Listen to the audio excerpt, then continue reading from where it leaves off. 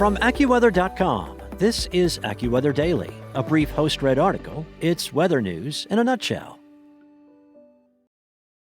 The first major storm in months barreled into California earlier this week, delivering the wettest October day in years and prompting evacuations near areas scarred by historic wildfires from January.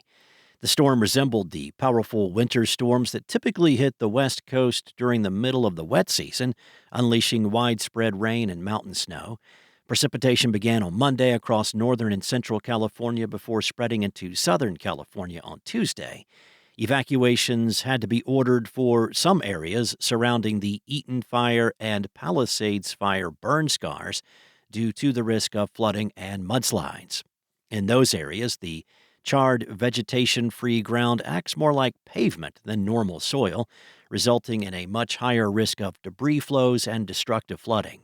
As of Wednesday, no major mudslides had been reported near the burn scars. Downtown L.A. measured 1.38 inches of rain on Tuesday, the wettest day in the city since February, and the biggest single-day rainfall total in the month of October in 16 years. Rainfall was heavy enough to set daily rainfall records elsewhere across Southern California, including in Burbank, where a little more than 2.25 inches washed away the previous record of just 1/4 inch set on October 14, 2009. New records for the date were also set in Camarillo, Santa Maria, and Lancaster. Despite the soaking, California remains in a rainfall deficit for the year after a dry start to the year.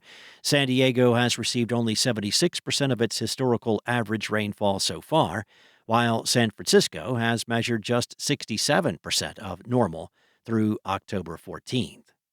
In the higher elevations, the storm delivered a preview of winter with snow blanketing the Sierra Nevada. Drivers along Interstate 80 near Donner Pass faced treacherous travel as snow accumulated. Mammoth Mountain was one of the snowier spots in California, where the ski resort measured 10 inches of snow. Cold Spring Summit also reported 13 inches.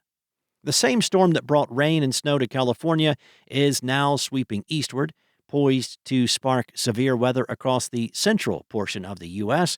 through the end of the week and into the weekend. An unusual double-ring structure was spotted in space recently with the help of citizen scientists, and it turns out that it is quite a cosmic rarity. The celestial anomaly captured by a radio telescope is an odd radio circle, one of the scarcest and most mysterious objects in the universe.